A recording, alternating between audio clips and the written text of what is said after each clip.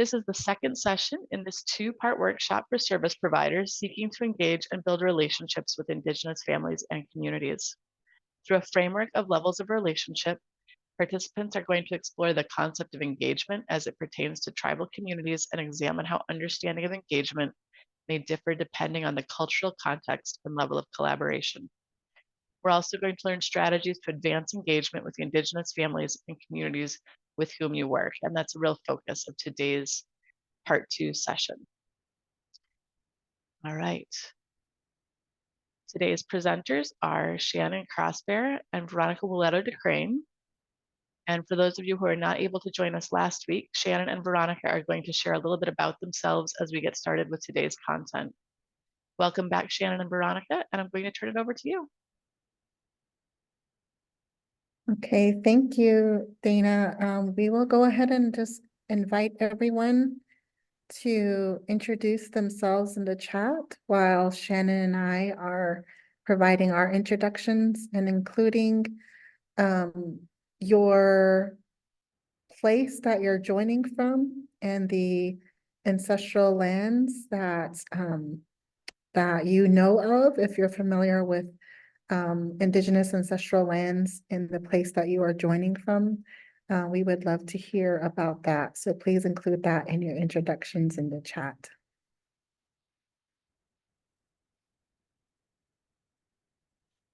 So I will go ahead and get started while you guys are sharing that in the chat. I will introduce myself.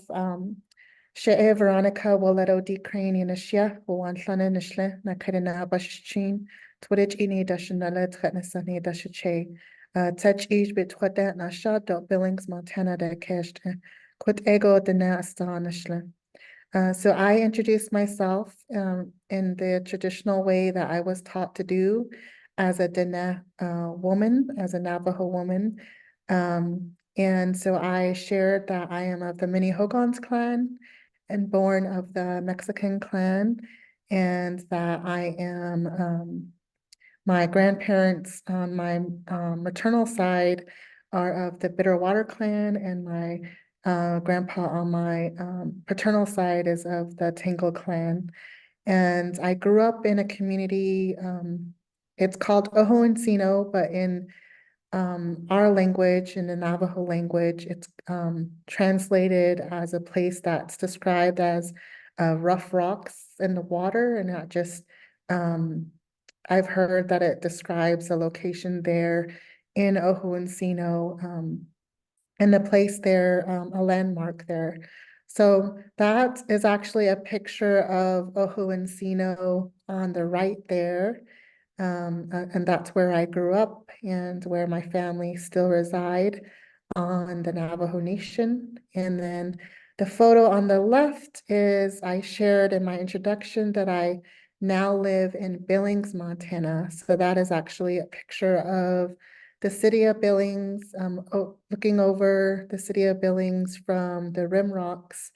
So I just wanted to share those two pieces, and I'm going to go ahead and let my co-presenter today, Shannon, introduce herself as well.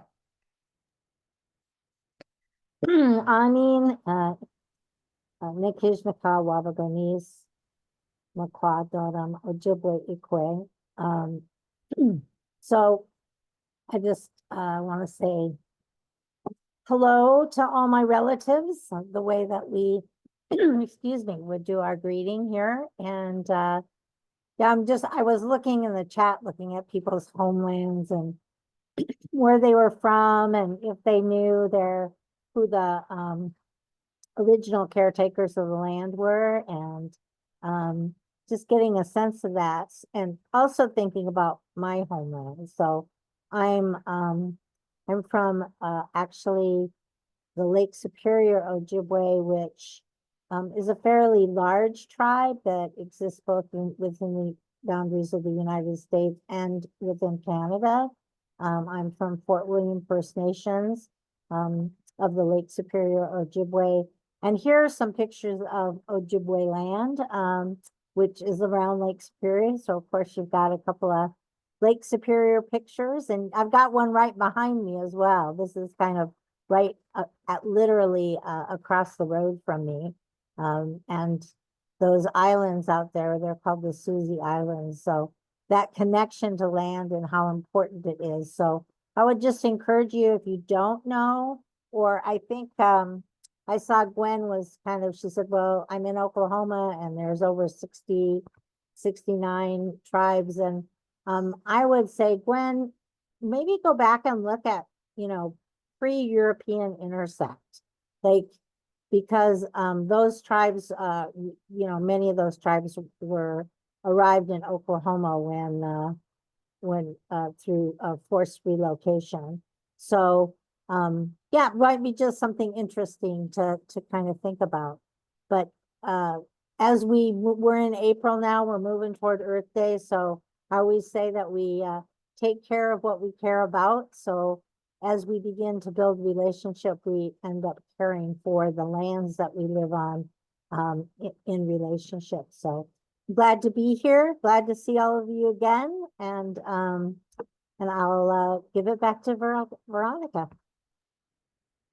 Thanks, Shannon. So I also want to share that I see that some folks have shared about the lands, and that some folks have found that there are multiple people groups that have been taking care of that land for millennia.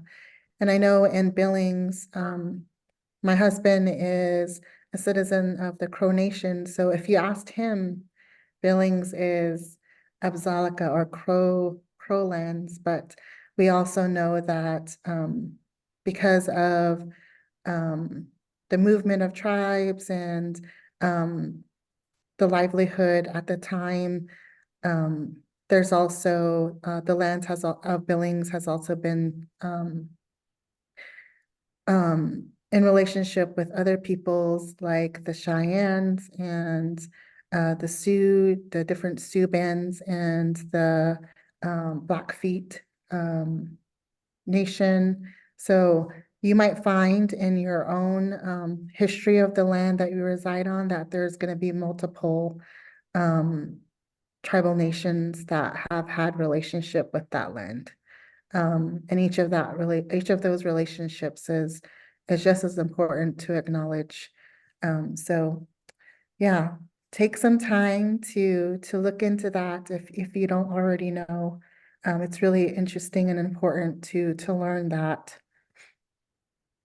So I'm going to go ahead and move us forward. And so thank you guys so much for introducing yourselves. And we see that there are folks coming and joining from all over, and we welcome you to this space, and we hope that you feel comfortable and that you feel welcomed in this space with Shannon and I. And we just want to go over quickly before we begin where we've been and where we're hoping to go today. So all throughout this two-part series, we've really been talking about Indigenous cultural context, about Indigenous peoples, and seeing the work that we do through Indigenous eyes and the experiences of Indigenous peoples. So we'll continue to do that in this session.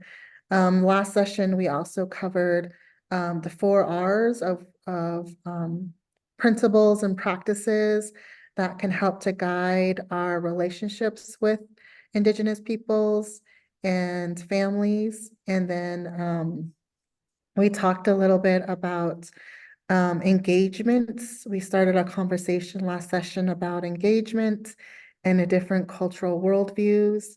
And so we're going to continue to do that in this session, as well as continuing our conversation on strategies.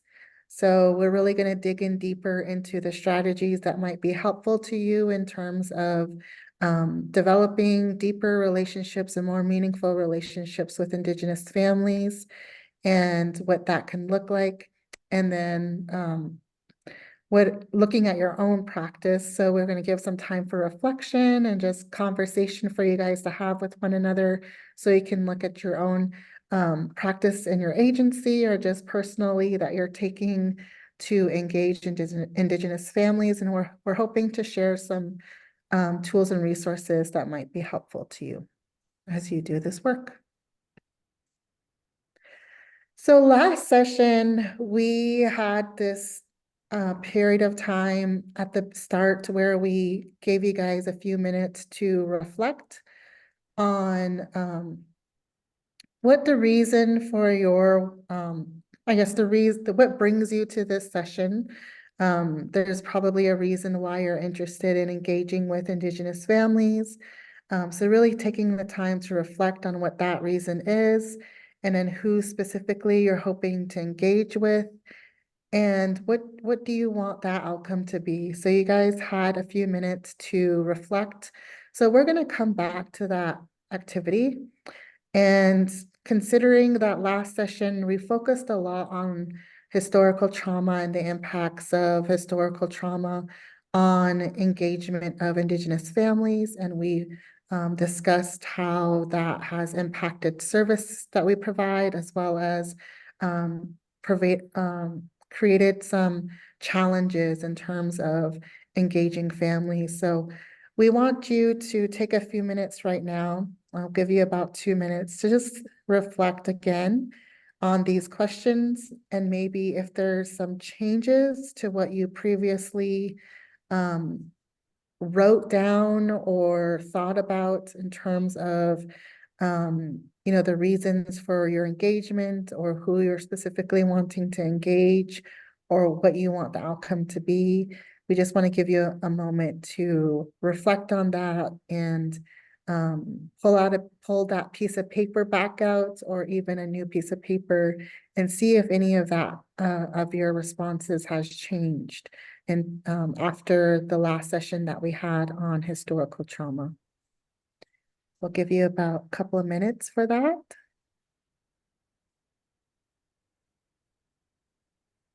We have a nice picture on the screen for you. As you take this time to reflect, just imagine you're sitting on the shores of this lake. All right. So if you want to add anything to chat, feel free to do so. I don't see anything right now. So I'm going to go ahead and move us forward. And last time, Shannon mentioned how important it is for us to be intentional in this work of engaging with families and building relationships with them, and being intentional about how those relationships are built and what they look like. And so we hope that the information we share today will be helpful for you as you work on being intentional. But I just wanted to make mention about the idea that when we're intentional, we're actually doing something on purpose, meaning that we are determined to do it, we have resolve, we are steadfast in our commitment to it. And sometimes, for us, we feel that our intentions are in the right place, and that is important. And I think it's also the other side of the perspective, where the families that we're engaging with can see those intentions, and it's transparent to them. And I think what's helpful in the definitions of being purposeful here, that's not shared on the screen, is that what the efforts that are being put forth in terms of the relationships that are being built with families are useful.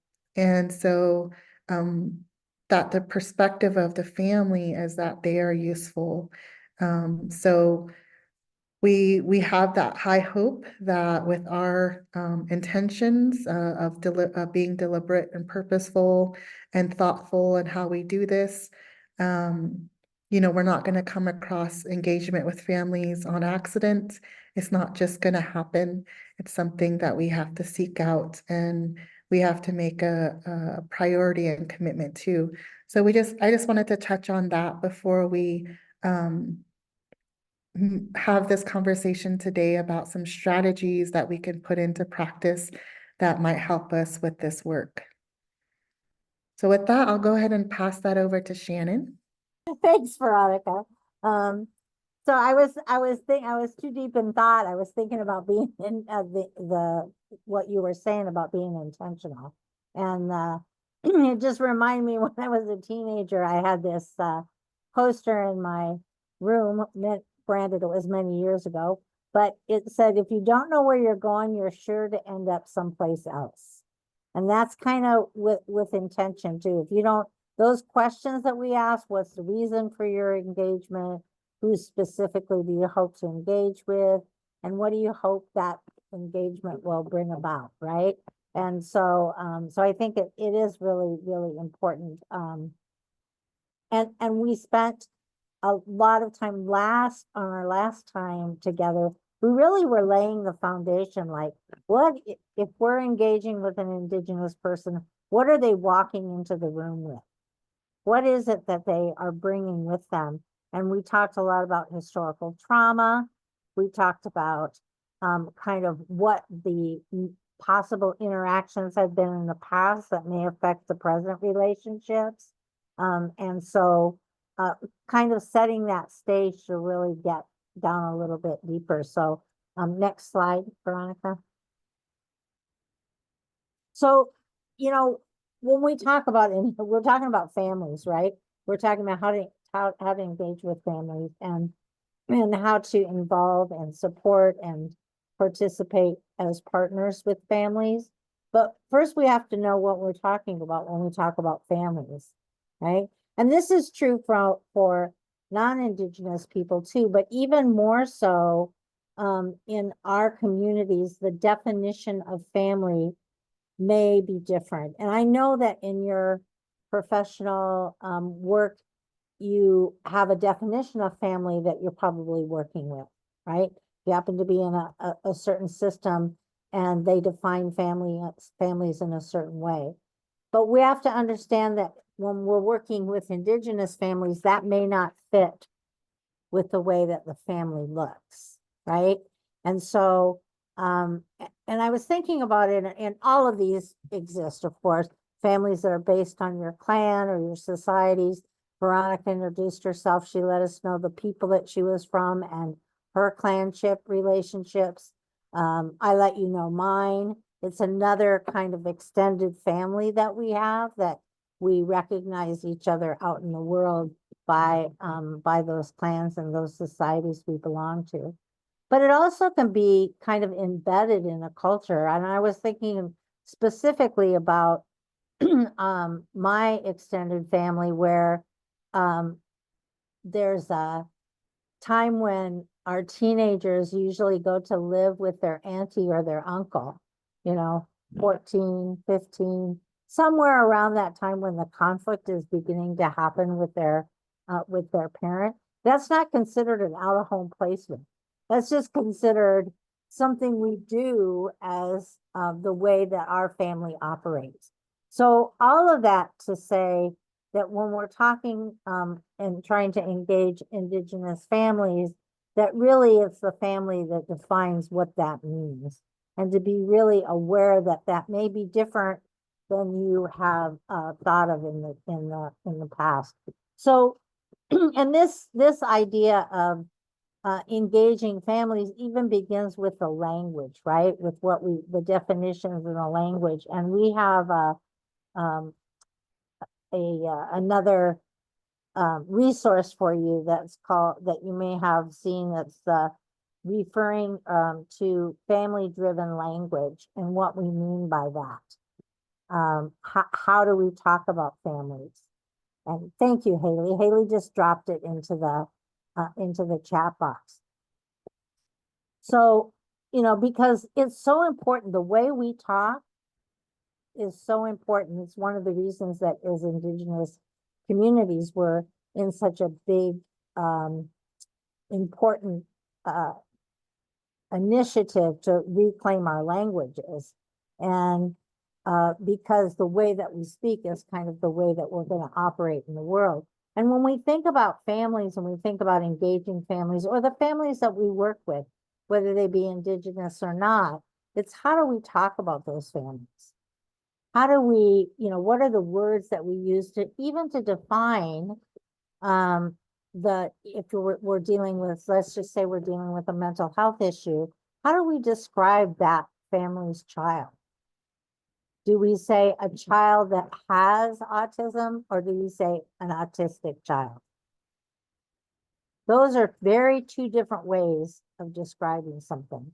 So this family-driven language is really about, becoming trauma-informed at the same time and really thinking deeply about the way that we speak about things. So much embedded in the work that we do, our terms that we use that, even in the obtainment of our funds that are not Indigenous friendly, right? In words like, well, our target population is. Now, I don't know about any of you, but I certainly don't want to be a target, right? So just being conscious, again, it goes back to that intentional thoughts. Yes, Aaron, yes, finding other terms, and there are other terms. And so just being very intentional about that. So next slide, please. So we're talking, we've been talking about, types of relationships with families because for the purposes of engaging families, maybe you're engaging families in services. So that's going to be a different type of relationship with their families, right? But even within that, thinking about how you're involving families, how you're engaging families. Are you meaning, like that goes back to that intention. Are you looking at engaging families in the services to improve the service utilization, meaning that you want Indigenous families not only to come to the services that you provide, but you want them to stay engaged in those services? Do you want them to be involved in every step of the service delivery process,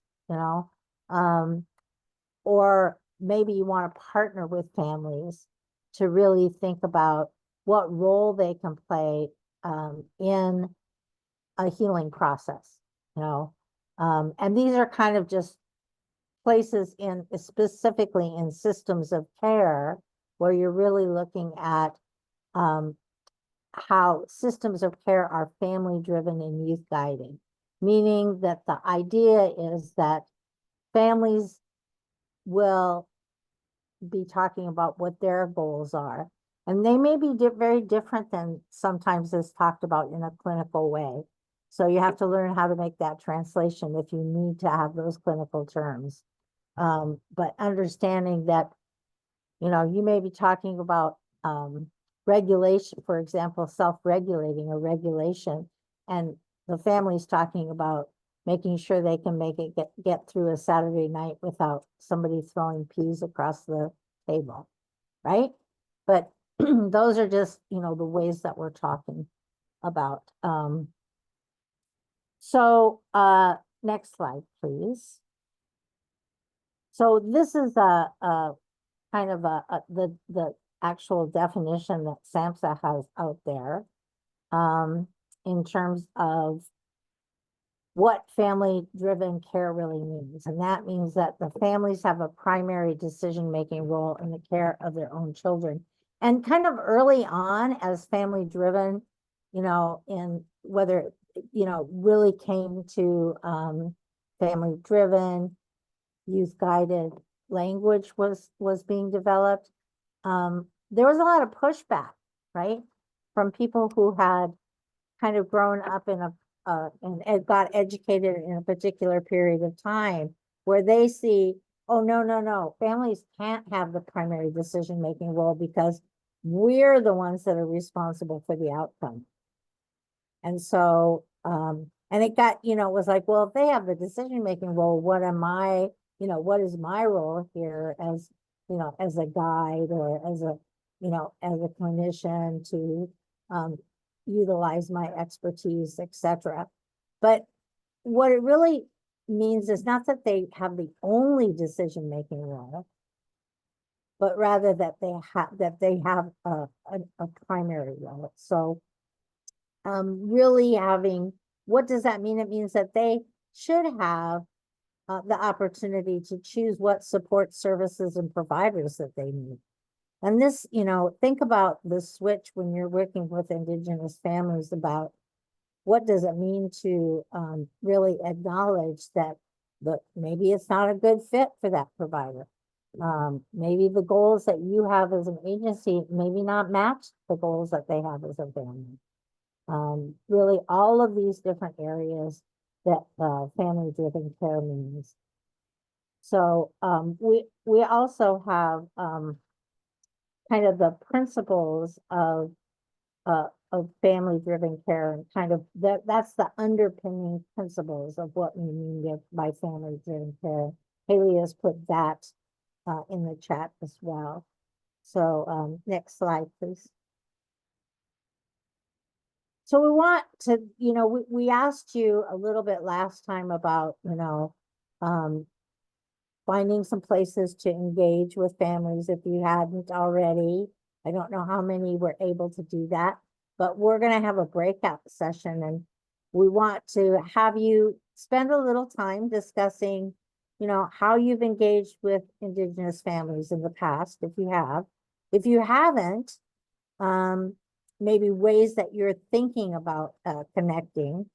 And for those that have, where did they connect with Indigenous families that they've engaged with in the past? So, Veronica, I think they have 12 minutes, is it? Yep, so we're going to go ahead and launch the breakout rooms, and you'll have 12 minutes. And in the chat, they'll also be sharing a handout to accompany this breakout room, so that when you leave this main room, that you will still have these questions to refer to in the instructions. So we're just going to ask you to spend 12 minutes with your group, and the groups are no larger than 6 people, so that should give enough time for at least 2 minutes per person. So we just want to encourage everyone to engage and participate, and to make sure that everyone gets that chance to participate. So we'll give you guys 12 minutes, and then when you come back, we're going to take volunteers for groups that would like to share briefly what they were able to discuss in their small groups. So we'll spend about 5 minutes after returning on that. So if your group wants to volunteer with that, we would just ask you to designate a spokesperson that could share on your group's behalf. Welcome back. So now we have kind of the whole group back. I can't see everybody on the screen. Let me see if I can change my little view options. So so maybe Dana or Haley or Veronica, if you see people raise their hands, or you can even just come off your mic if you want to, if anybody wants to kind of tell us how it went in their group, if they learned something about how people were engaging. And okay, Elizabeth, I see that your hand is raised. Thank you, Shannon. I didn't want to leave y'all hanging like we did last time, just, being quiet and sitting around. I think we're all trying to give everybody else space. I had a group of 2.5 people. One of them was a half because her microphone was broken. But we talked about engaging families through collaboration. My counterpart, Susanna, has a longstanding collaborative. And I'm at a point of engagement with my agency of just spending time with people. I'm trying to show up where I'm invited. I'm in a meditation group with a Susquehanna elder who has been gracious enough to extend an invitation to people. And I take that very seriously as a gift, an unearned gift.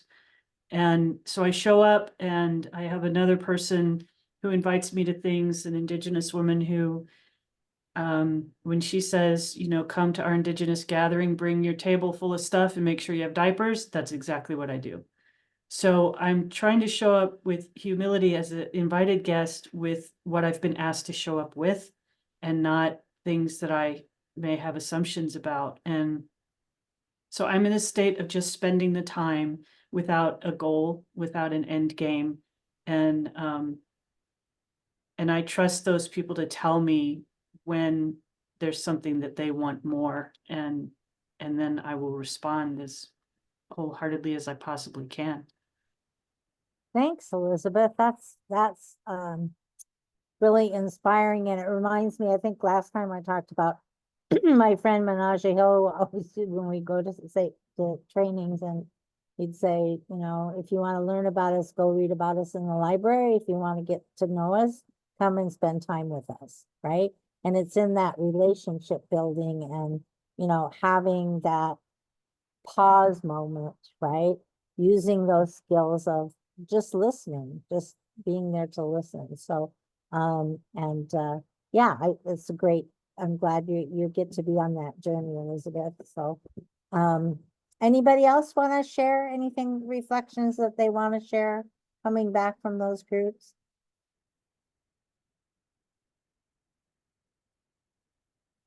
If you want to, also, you could put something in the chat if you have a particular, you know, how you've connected with Indigenous people in the past, or if you have not, what you're thinking about.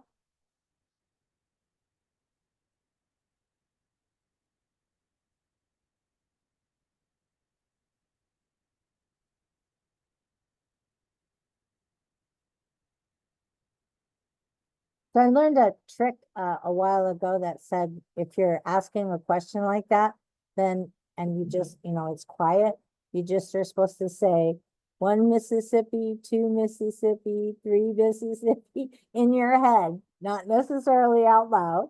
I think we've given it all of Mississippi now, all 10 Mississippis that they ask us to do. So we're gonna move on. That doesn't mean, sometimes we need a little time to reflect on things, or we're not ready to kind of share it out to the world. But if you do want to share it, just, you know, you can stop us at some point in time. You can drop it in the chat, any way that works for you. So, Veronica?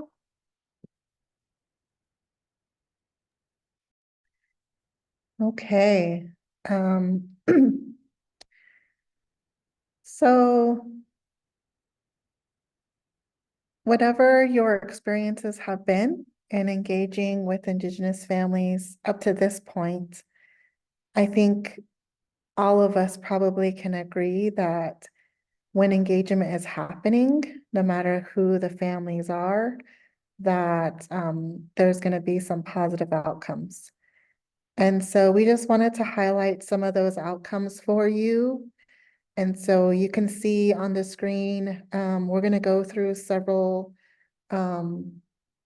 areas of outcomes, but right now there are the ones focused on the outcomes for if your intention is for children and youth, and seeing positive outcomes for children and youth. So these are some of those outcomes that have been found when it comes to being able to engage with families. And if you can think about any of these and think about which ones stand out to you that you feel like is important to highlight, go ahead and share that in the chat, or you can unmute. I do want to make note that last time we talked about the impact of historical trauma, and so you can see like how pivotal family engagement is, because we talked about how historical trauma impacts have led to some of the overrepresentation of Native children and families in child welfare and juvenile justice systems, and the impact that it has had on their relationships with schools and with education, and just some of the impacts it's had on mental health and addiction. So thinking about those Indigenous families who are impacted by trauma, just how pivotal it is for that engagement with them. It's going to lead to, reduced rates of relapse and recidivism. It's going to make it less likely that they are experiencing maltreatment and teen pregnancy, incarceration, and mortality, including infant mortality. They're going to have earlier access to care. I can't tell you how often my experience has been in working with Indigenous families, how the families don't receive care in time. They don't receive the primary care that's needed. And so by the time that they're even involved with the system, it may be too late. It may be at a point of where it's overwhelming the system. And so that engagement with families is so critical for children and youth to just receive a better quality of life. So are there any that stand out to you all that you feel like is important in terms of positive outcomes? Those are just some that I can think of for you children and youth. Any other outcomes that you know of that you want to share with the group? Feel free to share that as well. And then I'm going to think about the family, the outcomes for families. Resiliency. Thank you for sharing that, Erin. Our children and youth become more resilient when they're engaged, when we have that relationship with them, more authentic community. Thank you for that, Gwendolyn. So when it comes to families as a whole, so what we're kind of seeing some of those outcomes being is that they're getting those social supports that they're needing. Things are not as confusing for them as they're navigating your system and the services that you're providing. Things, especially like insurance, which is daunting to anybody, but when you're in a crisis and when you're impacted by trauma, can be even more overwhelming. Just having that stability for the family, stability in their home, in their living situation, in their income. So these are just some of the outcomes that we know of. If you guys want to share any more as it pertains with family, feel free to do that. So other outcomes that we're seeing, sometimes, we're all focused on children and families and wanting to see positive outcomes for them. But we also know that engagement leads to positive outcomes for the agencies and organizations that we are representing and that we work through. And so these are just some of those outcomes that we're finding. And Shannon, feel free to jump in if you would like to add any thoughts. Yeah, this all comes from research that was done by FREDLA, which is the Family Run Executive Directors Leadership Association. And because we often talk about engaging families, right? But the why of it. And the why of it really is these outcomes. And these outcomes have been verified now through that research that this is what happens when you actually authentically engage families. And so while we want to engage families, we also want to be very specific about what does it take to engage Indigenous families. And that's why we spent so much time in the first session really kind of laying that groundwork of what's the water that's in the room, what are the people coming in, what are Indigenous families arriving with that you may not see, that stuff that's underneath the iceberg, right? That stuff that's in what they call the invisible suitcase, that trauma, both current trauma of living in a community, in a state, and in a country that has them be invisible, and living not just with the kind of trauma that has come in the past, but the current trauma of living in our society as it exists now. So anyway, thanks, Veronica. I think it's always important because a lot of times people are saying, why are we doing this? And for families, we spent a lot of time kind of having to justify why we need to be at the table and have a stance of nothing about us without us. And this is the reason why, because the outcomes are different when we are involving and engaging families. So thanks. One of the ones that I want to highlight is just that there will be increased satisfaction of staff in their careers. And I think that just kind of stands out to me. I've recently been bearing witness to a child welfare case and just the lack of engagement with the parents of the children that are in care, and how, I'm sure that that wasn't the first time that that had occurred in that caseworker's career. I'm sure that there's been other times when the family hasn't been engaged. And so, at the end of it, of course, the result of that is that the children were not able to be returned to their family. But, that happening over and over again for a caseworker.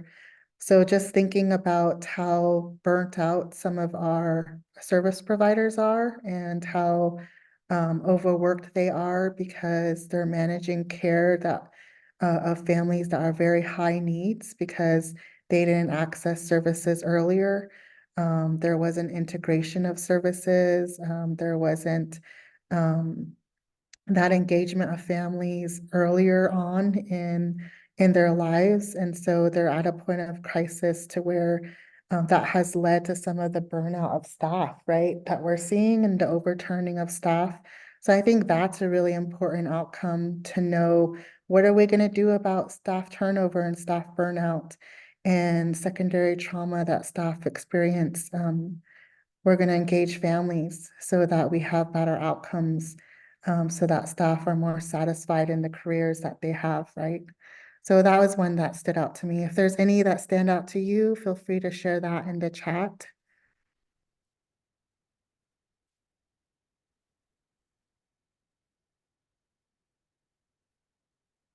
So this last one I think is really important. If you're a big picture person, right? We're thinking about the impacts that engagement with families has on the family, on the child, on the workers and the frontline workers, on administration and management, but we're also, the bigger picture, the system, right? The system that maybe is struggling to meet the needs of the community. And so what are some of those outcomes that we're seeing when there's better engagement with families? They're able to make better decisions. They're able to have improved data. They're able to use their resources more effectively. And then the community, right? Going back to what Shannon shared, it's not the systems that care, it's the societies that care. So the community, the system is made up of community, right? It's a part of the community. And so overall, what we're seeing when we have more engagement with families, it reduces the disconnection from culture. It improves the ability to respond to all the needs that are existing within that community, and that those needs are not going unmet and are not invisible. So these are just some of those outcomes that we're finding.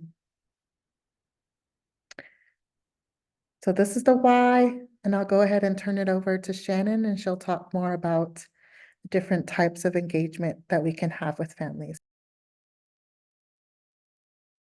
Sure. Thanks, Veronica. I just wanted to note, Gwendolyn had put in the chat, nothing without us, nothing about us without us, without the onus on us.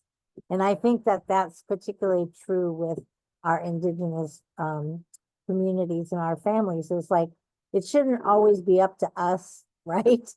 To inform and teach and educate about Indigenous lands or Indigenous, we need our allies to do that with as well. And so it shouldn't always be about we having to, as families, having to insert our voice, but rather that our voice is actually at the table. And so what does it mean? And when we talk about engagement, I mean, we kind of entered in this about engaging Indigenous families. In what way, right? That's where we have talked about being intentional.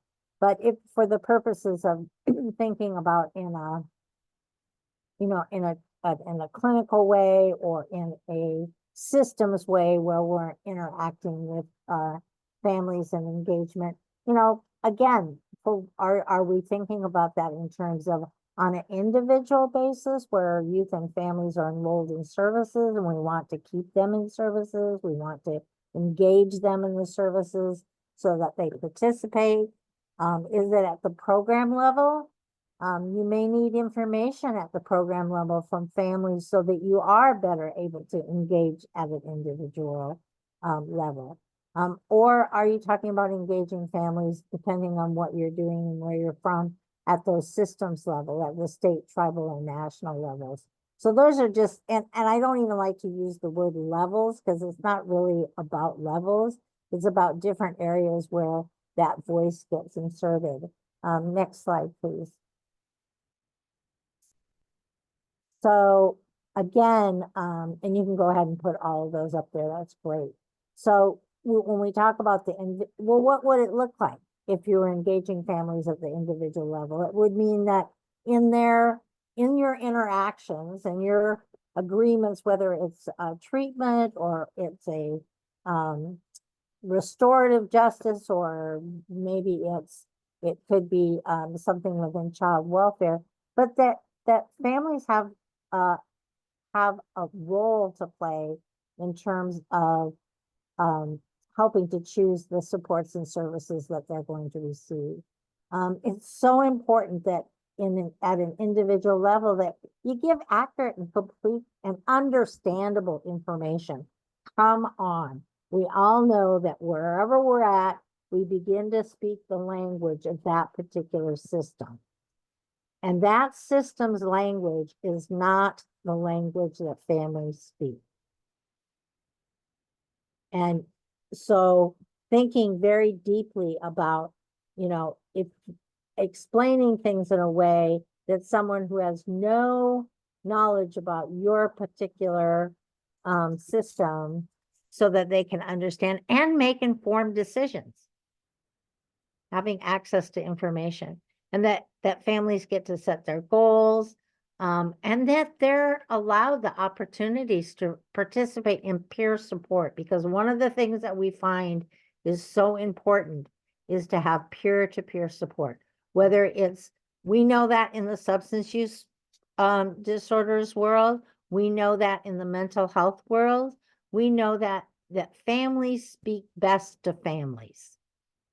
And so having that peer support that says, hey, I've been through this before, I can navigate those systems, I can tell you what to expect, is so critical. And it's systems dependent.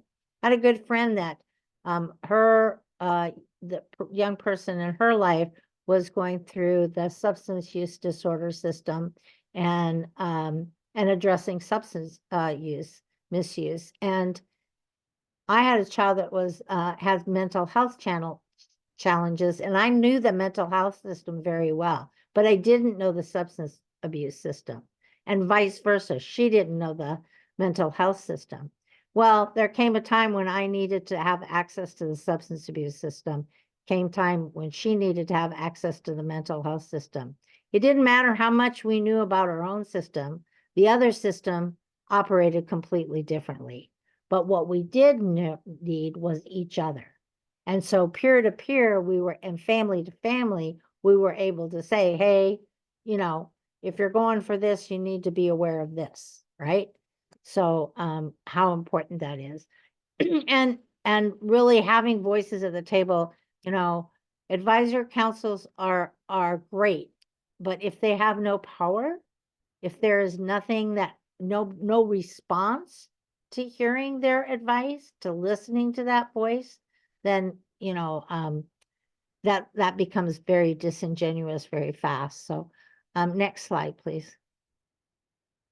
So I think in this we're talking about, you know, what, again, it goes back to that language, or, you know, our parents are concerned for their child. Are you thinking about trauma? Are you using a strength-based approach? And how have you really embedded culture into this, you know, into this conversation? So next slide. I'm going through these fairly quickly. At the program level, okay, so we talked about that.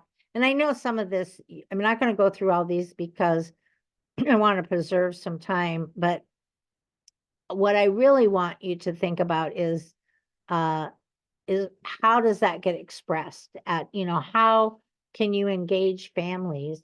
And I was talking to a agency yesterday, at the very beginning of their relationship with the family, even if the family is engaging at that point in treatment or the possibility of treatment, they already ask the questions.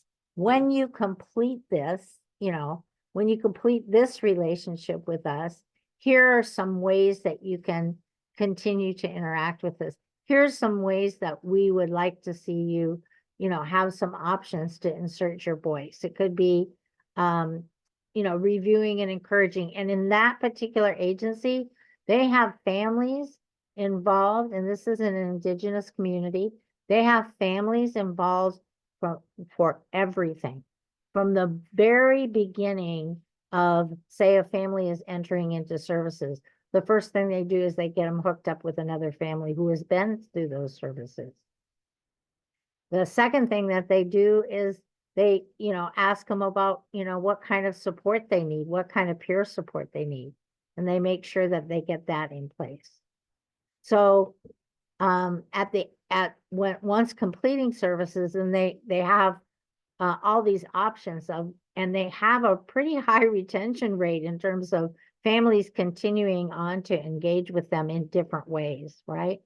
So next slide, please. So, you know, and these very same families are the families then that go on and are advocating or educating at the national, state, and tribal levels. These are the ones that are coming to our tribal councils and saying, and making the case, like, if we have a tribal council that's very focused on economic development, and you're trying to get them to pay attention to, you know, mental health issues, for example. But these are the families that are there that are saying, hey, you know, we need to insert our voice here, and we need to have you be able to look at what's the cost benefit ratio of really addressing the mental health issues in our community, because they're speaking in an economic term, right? But helping to develop those policies. In one tribal community, they had a tribal resolution that they created in order to have the families in that community, anything that was going to, any funds that were coming in that would touch the lives of families in that community, the families had, they had a tribal resolution that this charter, this organization of families would oversee anything that came in to make sure that it was what the families wanted and needed in their community. So there's all kinds of different ways, including kind of helping to tell you what's working and what's not, right? So next slide, please. So I don't even like to talk about this as a typical path, but it kind of these are all different places where families can insert their voices. That, you know, at the very kind of low hanging fruit, I guess, kind of way of having Indigenous families respond to satisfaction surveys or focus groups. Again, think about your audience. Is a survey the best way to get that information from Indigenous families, or might it be a talking circle? Or I'd rather call it a listening circle. So that there's deep listening going on to say what's working for you as a family. Families may be involved in their own treatment planning, but all the way to thinking about families as being partners in the work that you're doing. Bringing a different level of expertise to the table, because our families, and it's so important that our Indigenous families have been so invisible and ignored and not seen, that really bringing that voice forward is so important. Next slide. So we kind of, hopefully some of you were able to at least do a perusal of the pathways to family partnership. This was actually developed within the National Child Traumatic Stress Network. And it was really meant to be given to anybody, to any agency that was beginning to think about how they might be in partnership and engage families. And so it's meant as kind of an assessment to really start to say, you know, we're just thinking about families and how we're going to engage families. And if you've already done all that work, now apply that same thing to, and now we want to make sure we're engaging Indigenous families. So, so I just want, if you have any reflections, I'm just going to ask you to drop them in the chat box in the interest of time, and I'm going to go to the next slide.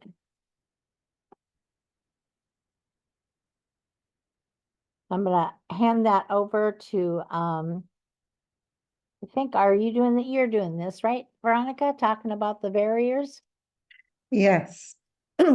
So, of course, those of you who have experience with working on engagement with families, you may have come across some challenges. Maybe if you have experienced any of those challenges, I welcome you to share that in the chat as well. Or I guess if you've experienced the challenge and you actually worked through that challenge, that would be really great to hear too. But some of the barriers to maybe why, if you're wondering, you know, why I've tried these things, families are still not engaging with me or not engaging with our agency, or experiencing these challenges. These might be some of the barriers or some of the needs that families have that might be getting in the way of their ability to engage with you or engage with the agency. You know, sometimes you as an individual might highly value family and youth involvement in your agency, but maybe across the board, that's just not showing up in policies, procedures, and practices. You know, it's not just what we say we value, it's like where we put our resources and our time in showing people what we value. And so sometimes that might be the reason. There could be just a lack of knowledge and resources across the agencies, lack of access and transportation. Families just don't have the financial means to be as involved as you want them to be. Maybe there's an objective in your grant to get families engaged, but there's no funding to support that objective, which does happen. And just, you know, sometimes families, because they're the reason maybe that you have been able to connect with them is because they've needed your resources. It could be that they're juggling a lot, right? They're struggling. Sometimes we schedule meetings or we have these processes that work well for us as the employees, as the agency, but maybe they don't work well for the families, and they can be overwhelming or intimidating to the families and youth that we're hoping to engage. Sometimes it's just a lack of confidence, and not feeling like they're seeing an advocate for their ability to engage in a way that they would like to. So there's a lot of, and Shannon mentioned earlier, just the language challenges that might be there, that might be off-putting to families. Some of that jargon that might be getting in the way. Other barriers, I won't speak to all of them, but I would encourage you to think specifically about barriers that may be impacting Indigenous families. And I invite you, we're providing a link to the video of A Journey to Forgiveness from White Bison to watch that video, but it really talks about the impact that boarding schools has had on families and the struggles of really trying to get to a place where families are healthy and they're able to, even something as simple as able to tell their kids that they love them. They might really love their kids, but for other people, they might, they are never saying that they love their kids. And so that can be a red flag to them, but knowing that where that history of that comes from and being mindful of that. There's a history of systems that have been blaming and shaming families for the trauma that they've been through and some of the coping mechanisms that they use to survive those traumas. And so there's a resource there for you to learn more about that history of blaming and shaming that might be getting in the way of Indigenous families engaging with you or engaging with your system. And then just the differences in culture. Families that don't sign up to become foster families because they just don't want you coming into their home and seeing their home, and maybe they feel like you will judge their home because of the cultural differences. Maybe they are concerned about just what you think about their disciplining or their parenting, and about how that there's been certain views of Native parenting and Native discipline that has been had in the past that has really caused harm to Native families. So there might be just different reasons why there are some of these barriers to families being engaged with us. Pass it over to Shannon. Sure, I was just thinking about the barriers and and thinking about the strategies, right? And one of the strategies is really giving information and full information and education about what resources are available. And that whole idea, I think, going back was what is one of the things that is really getting people on board to even say that they want to welcome families. Families know whether you're checking a box, right? And we all know that as Indigenous families too, that if you're checking the box just so you have us at the table, what's the benefit to that? And think about how that feels, right? So first we have to kind of stop doing those kinds of things if we've done them in the past and rethink about what it's like, right? I always think about another strategy is never engage a single. If you're engaging the family for purposes outside of, a individual treatment kind of situation, never engage families to participate as one family. We've got our Indigenous family, and just don't do any family, but especially with Indigenous families. First of all, I need to be with somebody who understands what the heck I'm saying. And a lot of times in those environments, you know, it's like your own relatives. You have a shorthand with them, right? You understand each other. You've grown up. You have the same kind of background, and there's a sense of safety and security in that. But it also then allows you to begin to see that even with the overlay of being Indigenous, we're all individuals as well, right? And so being able to allow opportunities for people to tell their story. And it can't be just, oh yeah, we have that. I remember one person, I'm like, well, they want to engage Indigenous families. And I said, well, what are you doing to engage Indigenous families? And they said, well, we're open to everyone. That's not active engagement of Indigenous families, right? As Veronica was saying earlier when we just started, it really is about being intentional. So, and another folks said, oh, we put up a few posters that, have people of color, and we included Indigenous families. No, that's not engaging Indigenous families.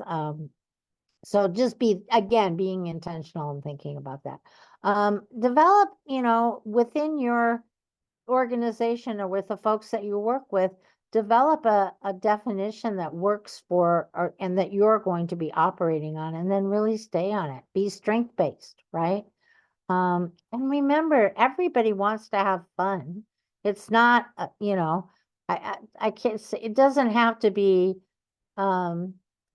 you don't have to be, sad all the time. There was a saying my grandmother used to say that really had to do with, not walking around with, feeling all pitiful. And she used to, it was a big story about poor pitiful Pearl. It was like, this can't be, we're living with all kinds of stressors. We don't need additional stressors. Sometimes we need just that moment of fun and humor plays a big role in our Indigenous communities. But before you try to be funny, you have to kind of even know the humor. So that's another thing to kind of be used to. So just a warning to folks out there that if people are teasing you, like really teasing you, that's a good sign. Because we don't tease, we don't pay any attention to anybody we don't really care about. But if you're getting teased, it means that, you're headed in the right direction. So next slide, please. So, all of these things are about including families everywhere, including those. If you're going to engage with Indigenous families, then you have to do it at every level. That you have to do it at that individual level, but you also need to be really it's not enough for Veronica and I to come and give you like a one-on-one on Indigenous families and engaging them. It means it's an ongoing process, and that if you can find and engage an Indigenous cultural broker, I call them, in some way, and out of respect, like that's not a volunteer position, that you have to make space for it. If you're serious about wanting to engage families, then you'll find a way to be able to create the space to do that and the commitment to do that. And finding ways, like some of these strategies, like providing monthly communications through a newsletter or email with the families, Indigenous families that you're working with, that might not work. That might not work. There may be another mechanism. So ask the families. And so that's why we had said during the last session that, to really identify some places where you can find Indigenous families, where you can begin to build it. And it may be in social settings. It may be that there's an open cultural gathering, whether it's a powwow or something else that's happening. Maybe if you live in any major city, there's probably an Indian center. Find out what's open. what opportunities there may be to begin to engage in the community in a social setting. So next slide, please. So, you know, we wanted to reserve a little bit of time for this Jamboard. Veronica, I'm going to have you take that over. If we do have a minute or two. Yeah, we'll just share it now, but you don't have to complete it now.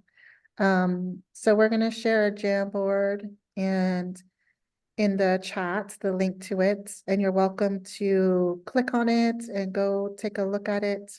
But it's really gonna ask you these questions. I know we've covered a lot of strategies and you might be a little overwhelmed right now with how many we've gone over. So, if you need time to like go back and review those and look at the slides and everything, you're welcome to take that time, but just be reflecting on them and which ones stand out to you that you feel like are really hitting home with you. And then share one strategy in the Jamboard that you would like to implement in the next 30 days. And then name one person that you are going to share this strategy, this commitment to this strategy with in the next week. You know, we all know that accountability helps. We might have every intention during this training to follow through with that strategy, but sometimes it just helps when we tell another person. It makes it more likely that we will follow through with that strategy. But just choosing one strategy that might help, that really stood out to you, and it doesn't have to be any of the ones that we shared in the slides. Maybe it was just through conversations you've had, or you know, anything else that was shared during this session that you feel like would be helpful in helping you take that next step in engaging Indigenous families. And then we do have a couple more resources that we want to share with you all. We've been sharing a lot of resources, but we have a couple of more that we want to make sure that we get in your hands. And we're going to drop them in chat right now as well. But they'll also be in the follow-up email. And I don't know, Shannon, if you have any words you want to add about these two resources. No, just that Infographic.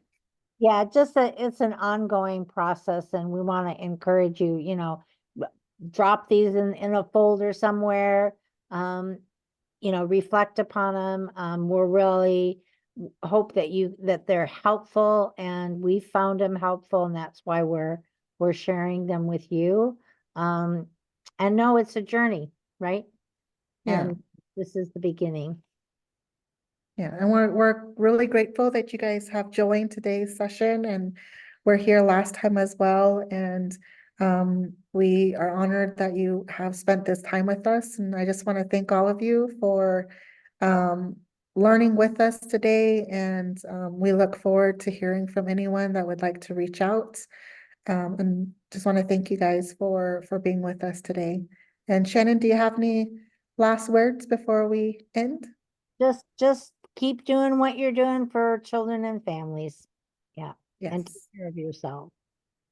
absolutely. Thank you. And we'll go ahead and pass it over to Dana. Thank you.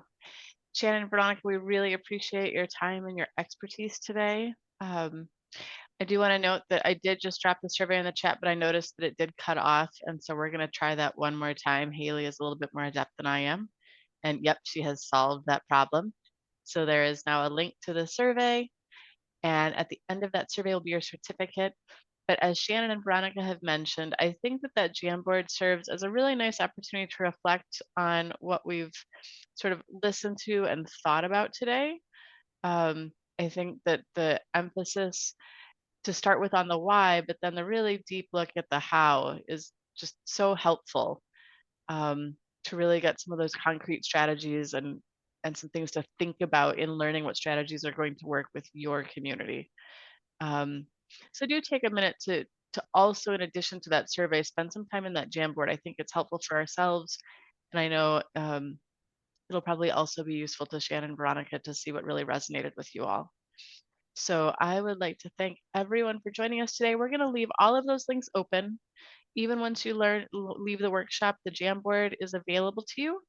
We'll add it to that follow-up message as well. And survey, the same. If you want to spend some time writing comments, even if you leave the workshop, that survey will be open. You don't have to worry about it closing once you've left the workshop. We look forward to seeing you again. We hope you join us for another Caltrain training very soon. Thanks so much, everybody.